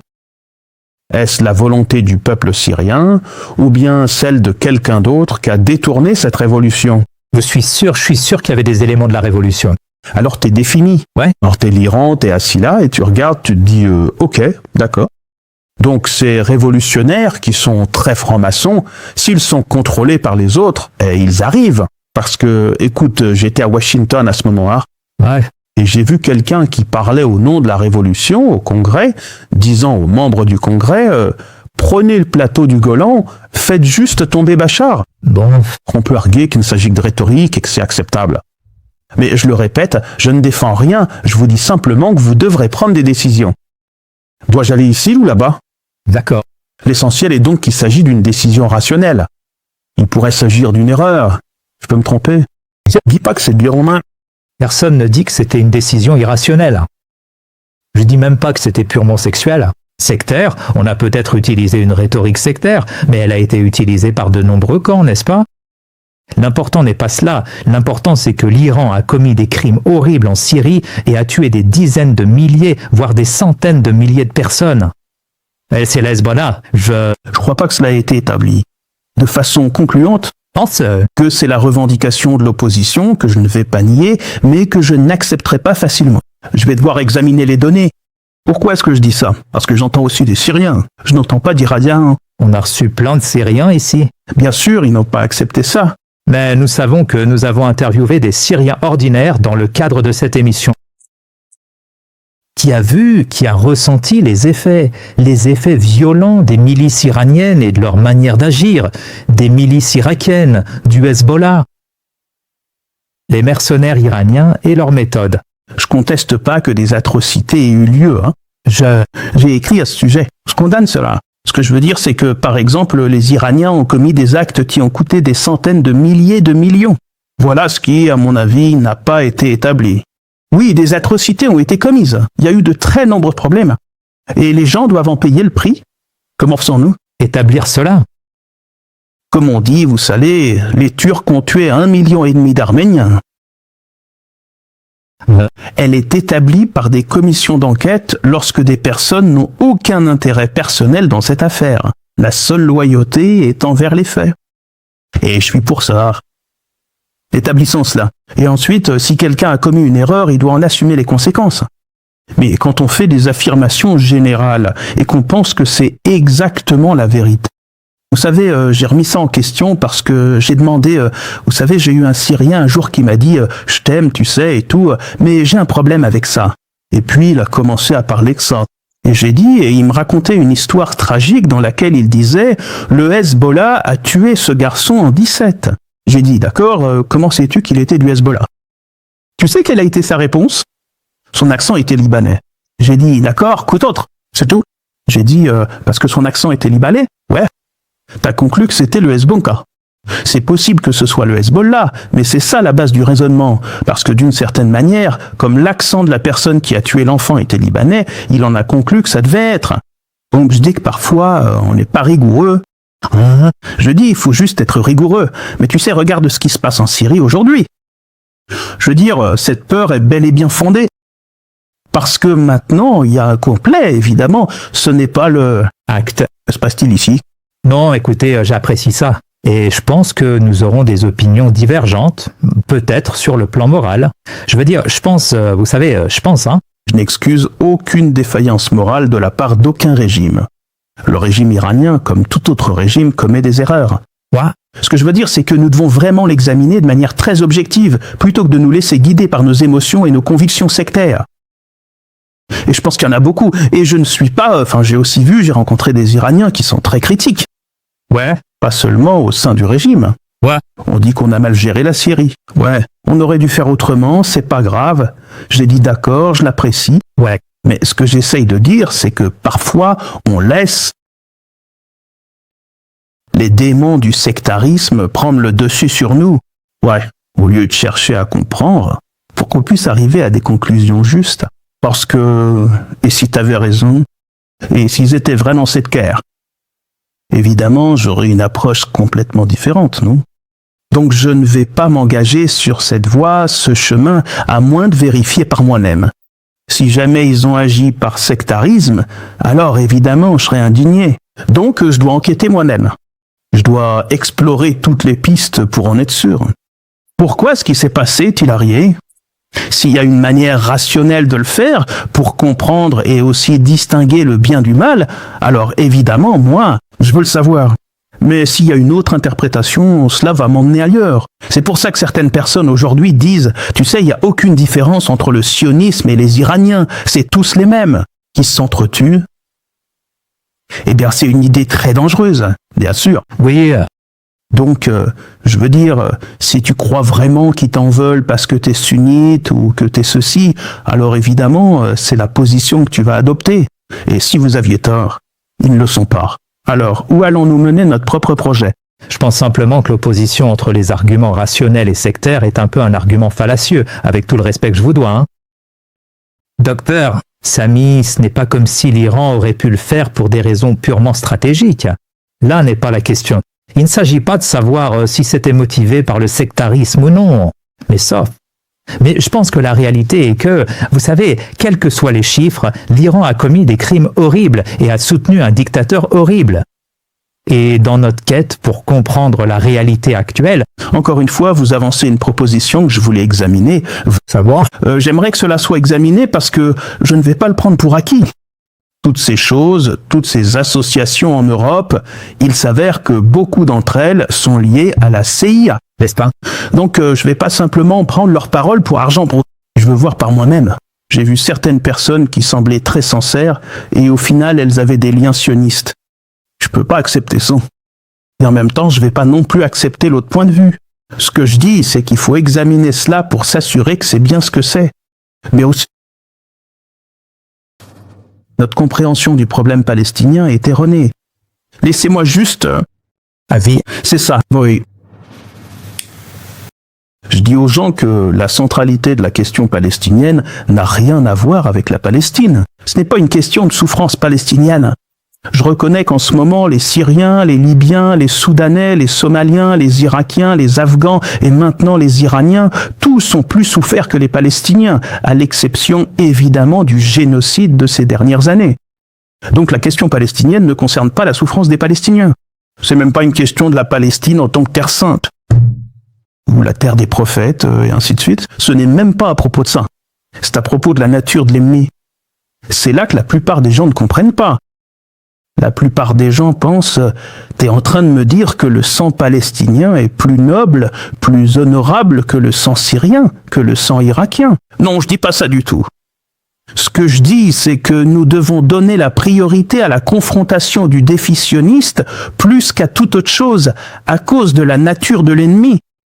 Tout le reste peut être contenu. Il n'y a rien de nouveau.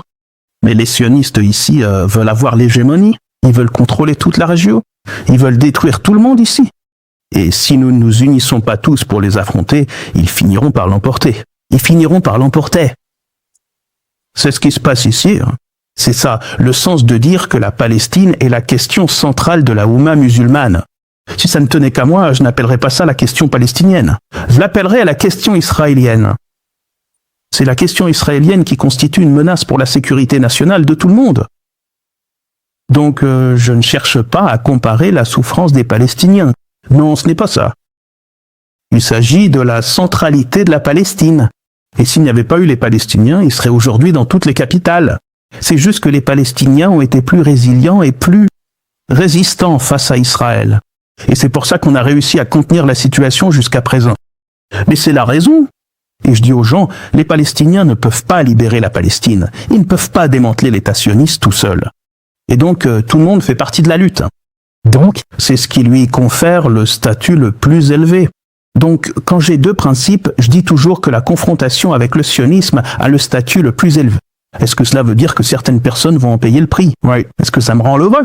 Non. Mais c'est comme ça qu'il faut voir les choses. je dirais simplement que, vous savez, beaucoup de Syriens qui se sentent aujourd'hui justifiés dans leur libération trouveront cela très perturbant. Que, tu sais, de ton point de vue, les Syriens auraient dû vivre sous un dictateur maléfique à cause de ce que tu considères comme la lutte palestinienne. Non, je n'ai pas dit ça. Mais c'est comme ça que ça ressort. Hein. C'est ça le problème, parce que les gens vont faire leur propre interprétation. Mais ça ressort comme ça. Parce qu'il faut leur propre interprétation. Ouais. Je veux dire, aujourd'hui, des Syriens justifient une relation avec Israël en disant qu'on est faible et qu'il faut regarder ça. Ils trouvent toutes sortes d'excuses, tu vois. Je les laisse trouver ces excuses parce que les gens sont libres. Mais ce que je dis, c'est qu'ils avaient aussi d'autres options. Ils n'étaient pas obligés de s'allier avec les Américains. Ils n'étaient pas obligés de s'allier avec l'Occident. Ils n'étaient pas obligés de s'allier au régime arabe qui les ont massacrés. Ils auraient pu faire 1 million de choses aussi. Les Iraniens ne sont pas les seuls à avoir fait des erreurs. La révolution du graves erreurs. Personne n'en parle. Et puis l'exagération qui en a découlé. Vous savez, je n'aime pas qu'on me mente. J'aime pas être trompé. J'ai d'ailleurs écrit un article en mars sous un pseudonyme, en l'espace de quelques semaines. Et j'ai même écrit un livre. J'ai dédié ce livre à l'enfant syrien qui a été tué par Bachar le premier jour. J'ai vraiment dédié ce livre à cette personne, d'accord? Mais j'aime pas qu'on me mente. Je n'aime pas être trompé. J'aime pas les gens qui vont s'allier en douce avec les sionistes. J'ai vu comment certaines personnes qui prétendent représenter le gouvernement syrien vont s'allier avec des forces sionistes en Amérique. Et ils disaient « Nous sommes prêts à vous donner le Golan juste pour nous débarrasser de Bachar. » C'est pas comme ça qu'il faut faire. Et je pense pas que le peuple syrien soit prêt à faire ça non plus. Donc, ce que j'essaye de dire, c'est qu'il y a eu des erreurs. Ce ne sont pas que des erreurs. Des crimes ont été commis. Et je ne suis pas en train de réduire, tu sais, de minimiser ces choses-là. Mais il faut aussi remettre ça en perspective pour ne pas détruire toute l'Oumma à cause de ça. Non, d'accord. Donc, je pense qu'on devrait, c'est vraiment un point important à souligner, parce que peu importe où l'on se situe sur la question syrienne, notre solidarité aujourd'hui doit aller au peuple iranien, parce qu'il souffre sous cette invasion horrible, horrible, et ces crimes de guerre commis contre eux. Et je pense que même dans ce qu'on appelle le monde sunnite, tu sais, les musulmans doivent mettre de côté, les sunnites doivent mettre de côté ces différences sectaires. Et ils doivent vraiment soutenir leurs frères et sœurs en Iran, à cause de ce qui s'est passé. Je n'ai aucun doute là-dessus. Je veux dire, juste une dernière question, Venema. Nous parlons aujourd'hui, le 8 mars, journée internationale des droits des femmes. Et les États-Unis ont présenté cette guerre comme une libération du peuple iranien. Et bien sûr, chaque libération s'accompagne toujours d'un discours sur les femmes et leur émancipation. Mais ce n'est pas un hasard si, dès le premier jour, ils ont assassiné près de 200 jeunes filles iraniennes qui allaient à l'école. Que nous dit cette guerre sur, je suppose, sur les valeurs qui existent aujourd'hui en Occident, parce qu'il ne s'agit pas seulement de l'Amérique d'ailleurs. C'était le chancelier Merz, l'autre jour, qui a dit que le droit international ne s'appliquait pas aux Ukrainiens. Je veux dire, il y a une sorte de consensus autour du génocide. Il y a un consensus qui se forme, vous savez, au moins pendant la guerre en Irak, les Français et les Allemands étaient en désaccord. Aujourd'hui, seule l'Espagne se distingue du reste. Tout le monde s'est rallié. Donald Trump d'une manière ou d'une autre. Je suppose que la question est, qu'est-ce que cela nous dit du système de valeurs que l'Occident prétend posséder aujourd'hui? L'Occident est hypocrite. Ils ne se sont jamais souciés des musulmans. Ils ne se sont jamais souciés des droits humains des musulmans. Ils s'en servent comme bon leur semble. Puis ils le mettent de côté, vous savez, quand ça les arrange. L'Occident ne se soucie pas des femmes, des enfants ou des filles du monde musulman. Franchement, soyons sérieux. 20 000 enfants palestiniens musulmans ont été tués. Qu'a fait l'Occident? Ah, rien. Absolument rien. Je vous jure, si ça avait été 5 enfants juifs dans un quartier quelconque, le monde entier se serait effondré. Ils ne se sont pas souciés des musulmans là-bas. Ils ne se sont pas souciés des enfants afghans. Ils ne s'en préoccupent que lorsque cela sert leurs intérêts, pour montrer l'islam comme brutal, violent, radical. C'est comme ça qu'on comprend comment ces choses arrivent. Prenons l'exemple de l'Iran. Je veux dire, on parle de la répression des femmes dont ils parlent en Iran. Pourquoi les faits sont-ils différents? Je veux dire, si on regarde, par exemple, le taux d'alphabétisation sous le Shah parmi les femmes était de 17%. Maintenant, il est de 98%. Le nombre de diplômés universitaires en Iran aujourd'hui, c'est 60% de femmes. Le nombre de scientifiques, on parle de diplômes élevés, de docteurs, c'est 40%. Pour les ingénieurs et les scientifiques, je crois que c'est à peu près la moitié. C'est un progrès énorme, ça n'existe même pas en Occident. Enfin, bien sûr, il parle de l'habillement, tu sais, il parle du hijab et de tout ça. C'est une question culturelle sur laquelle l'Occident ne devrait absolument rien dire quand il s'agit de pays musulmans. Ils n'y connaissent rien à ce sujet. Je veux dire, regarde l'affaire Epstein, des choses incroyables. Pas une seule personne n'a été poursuivie. On parle potentiellement de milliers de personnes, d'enfants violés. Pas seulement violés. Violés. À plusieurs reprises. Je veux dire, j'ai pleuré, wallah, l'autre jour. J'ai pleuré en voyant un extrait de journal intime. Cette victime d'Epstein avait 13 ans. Elle a écrit dans son journal intime, au sujet d'une personne, l'une des personnes les plus puissantes au monde, du nom de Leon Black. Cet homme contrôle 13 billions de dollars d'investissement. Il partait avec cette jeune fille de 13 ans. Elle a dit « Le viol ne me dérangeait pas, mais pourquoi devait-il me mordre ?» Ce type la mordait sur ses organes sexuels et lui faisait saigner. Ce sont des animaux vicieux et aujourd'hui, ce sont ces gens-là qui prennent des décisions pour le monde entier. Voilà le monde dans lequel on vit. Et l'Occident a le culot de venir nous faire la leçon sur la condition des femmes, l'éducation des femmes et des enfants, et la place des femmes dans notre civilisation. Bien sûr que nous avons des problèmes. Mais ces problèmes, beaucoup d'entre eux, c'est à cause de l'Occident d'ailleurs. Quand on impose des sanctions à des sociétés pendant des années, des sanctions sur la Libye pendant des décennies, des sanctions sur l'Irak pendant des décennies, des sanctions sur l'Afghanistan pendant des décennies, des sanctions sur l'Iran pendant des décennies, des sanctions partout, qu'est-ce que c'est que ça? Et ils veulent d'une manière ou d'une autre que nous puissions nous réformer. Ils essaient de nous contrôler. Le problème, au fond, c'est ça. Et c'est là-dessus que j'espère, si les gens doivent retenir quelque chose de ce podcast, qu'ils réfléchissent à cela. Nous avons de nombreux mouvements de réforme. Il se passe beaucoup de choses dans le monde. Je dis aux gens, nous ne pouvons faire avancer aucun projet tant que nous n'aurons pas relevé le défi de ne pas être indépendants et souverains. Nous sommes occupés. C'est pour ça qu'on n'a pas pu aider Gaza. C'est pour ça qu'on ne peut pas faire un paix. Il existe aujourd'hui très peu de systèmes dans le monde musulman où les gens sont réellement un peu, pas à 100%, souverains et indépendants, mais la plupart du temps, nous sommes occupés. Donc, il faut commencer à réfléchir à la manière dont nous allons éradiquer l'influence et le contrôle étranger sur nos vies. C'est la question de notre époque. Nous ne pouvons faire avancer aucun projet de civilisation. Nous ne pouvons rien apporter de moderne dans aucune discipline sans affronter ce défi. Au sommet de ce défi se trouve le sionisme. Donc, si nous frappons le sionisme, si nous démantelons le sionisme et les structures sionistes, alors vous touchez au cœur de ce contrôle. À ce moment-là, vous êtes réellement capable de commencer à construire votre propre modèle. Ça nous prendra probablement des décennies. Nous n'allons pas apporter. Vous voyez, je dis aux gens, nous avons vécu ce qu'on appelle la première universalité de l'islam. Cela a commencé avec l'État de Médine jusqu'à la chute de l'Empire ottoman. Aujourd'hui, nous vivons entre la première universalité de l'islam et la seconde universalité de l'islam. C'est l'état dans lequel nous nous trouvons actuellement. Les jours meilleurs arrivent. Absolument, nous allons gagner et absolument nous y arriverons. Mais comment y arriver? Plus vite nous comprendrons quel est le problème, plus vite nous comprendrons comment l'affronter, plus vite nous saurons comment nous y préparer, plus vite nous commencerons à nous organiser, à nous mobiliser, à élaborer un plan pour y faire face, plus vite nous y arriverons. Quiconque fait autre chose ne fait que nous détourner ou nous emmener ailleurs.